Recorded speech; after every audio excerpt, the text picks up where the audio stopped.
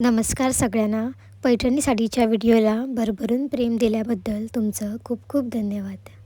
तुमची सगळ्यांची इच्छा होती की मी पैठणी साडीचा पूर्ण व्हिडिओ टाकावा, तर आज मी तो व्हिडिओ तुमच्यासमोर घेऊन येत आहे. सगळ्यांच्या आधी जे आम्हाला रांगोळीसाठी लागणार आहे ते म्हणजे पेन्सिल. ही पेन्सिल नॉर्मल नाही, ही ग्लास मार्किंग पेन्सिल आहे लाल रंगाची. हा एक शार्पनर आहे आणि ही मेजरमेंटसाठी मी टेप घेतलेली आहे आणि ही रुलर. आणि जो मी रेफरन्ससाठी फोटो घेतलेला आहे त्या फोटोला मी हे बघा ग्रीडसुद्धा घालून घेतलेले आहे. तर आता आपण ते कसं ड्रॉ करावं ते मी तुम्हाला दाखवणार आहे. स्क्वेअर ते 5 आहेत आणि असे आहेत ते 6 आहेत.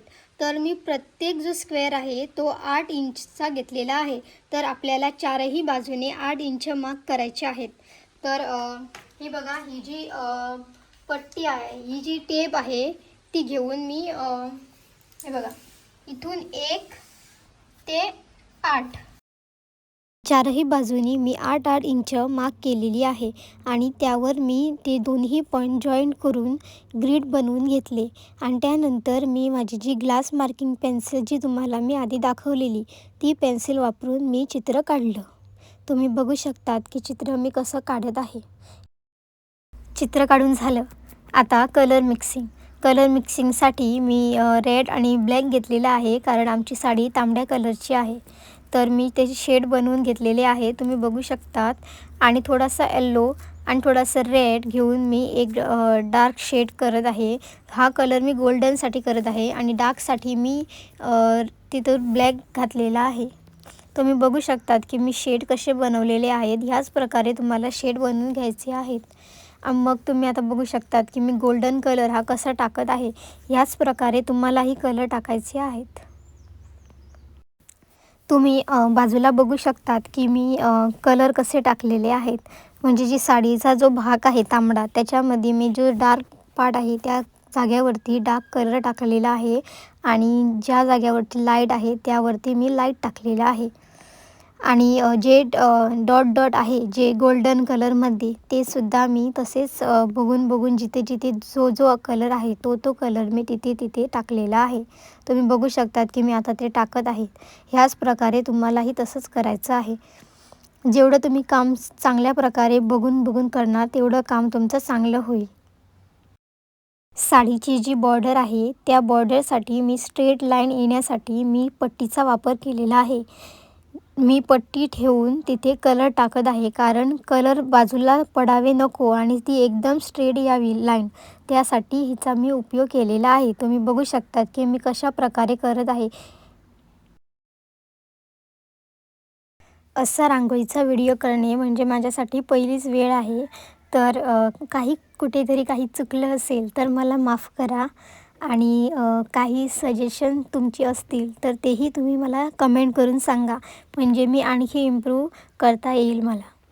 आणि तुम्ही बघू शकतात की माझी जो कपड्याचा भाग आहे तो एकदम पूर्ण झालेला आहे आणि आता मी पदरकडे वळत आहे. पदरावरती तुम्हाला माहीत आहे की सुंदर अशी राधाकृष्णाची झोपाळ्यावरती एक चित्र आहे, ते मी काढत आहे. मी आधी जे बॅकग्राऊंड जो आहे त्यांच्या मागे तो काढून घेतलेला आहे. आणि तुम्ही बघू शकतात की मी कशाप्रकारे कलर भरलेला आहे. एकदम सोप्या भाषेत सांगू तर ज्या जाग्यावरती लाईट आहे त्यावरती लाईट आणि ज्या भागावरती डार्क आहे त्यावरती डार्क असा कलर टाकलेला आहे. आणि जे झाड आहे बघा, त्यात मी थोडासा ब्राऊन कलर जो तांबड्यात काळा मिक्स करून मी केलेला आहे तोच मी तिथे टाकत आहे. पल्लू जो आहे ना तो एकदम सोपा आहे. आणि जी राधाकृष्णाची जी चित्र आहेत ती एकदम सोपी आहे. ते डिटेलिंग त्यात काम नाही, फक्त जे कलर आहे तेच आपल्याला भरायचे आहेत. तर ज्या जागेवरती पिंक कलर आहे तो मी पिंक टाकला, येल्लो टाकला, ग्रीन टाकला आणि ब्ल्यू टाकला. म्हणजे सोपे जे तुम्ही जसे कलर भरता तसेच मी टाकलेले आहे त्यात. आणि झाडावरती पण डार्क ग्रीन आणि लाईट ग्रीन असं मी दोन्ही कलर टाकलेले आहेत. तुम्ही बघू शकतात की रांगोळी आता माझी पूर्ण होत आलेली आहे. तुम्ही सुद्धा अशी रांगोळी घालू शकतात. फक्त जे मार्केटमध्ये जे रांगोळी कलर भेटतात ते कलर वेगळे आहेत आणि मी जे कलर रांगोळीचे वापरले ते वेगळे आहेत. मी तुम्हाला सविस्तर ह्या रांगोळीच्या कलरचा पण व्हिडिओ करेल, कसले कलर आहेत आणि काय. जर तुम्हाला व्हिडिओ हवे असेल तर मला कमेंट करून सांगा, म्हणजे मला तोही व्हिडिओ करता येईल. आणि तुम्ही बघू शकतात की एकदम माझी रांगोळी कंप्लीट होत आलेली आहे. फक्त जी बाजूला जी बॉर्डर आहे तीच बाकी राहिलेली आहे. बराच चांगला प्रतिसाद मिळाला. जेवढं मी अपेक्षाही केली नव्हती तेवढा प्रतिसाद मला या व्हिडिओच्या शॉर्ट व्हिडिओला मिळाला. तर बऱ्याच लोकांनी खूप चांगले चांगले कमेंट्स केले, त्यांना खरंच खूप खूप धन्यवाद. जसे चांगले कमेंट्स असतात तसे थोडे वेगळे पण असतात. तर काही लोकांनी AI म्हटलं किंवा फेक म्हटलं किंवा ही रांगोळी मी घातली नाही असं पण म्हटलं. तर गाईज, मी तुम्हाला सांगू इच्छिते की मी ही रांगोळी पूर्णपणे मीच घातलेली आहे. स्टार्टिंगपासून ते संपेपर्यंत मीच घातलेली आहे. आणि ही रांगोळी मी गोव्यात नाही तर मी महाराष्ट्रात माझ्या मित्राच्या घरी, म्हणजे दीपक मित्र आहे त्यांच्या घरी मी ही रांगोळी हळदी कुंकू समारंभाला घातली होती. तर तुम्हाला जर अशाच रांगोळीच्या चांगल्या चांगल्या व्हिडिओ जर हवे असतील तर मला तुम्ही कमेंट करून सांगा, म्हणजे आणखी एका नव्या व्हिडिओने मी तुमच्यासमोर येता येईल. ह्या व्हिडिओचा मी ब्लॉग पण बनवलेला आहे की मी कसं कुठे जाते आणि कशी रांगोळी बनवते.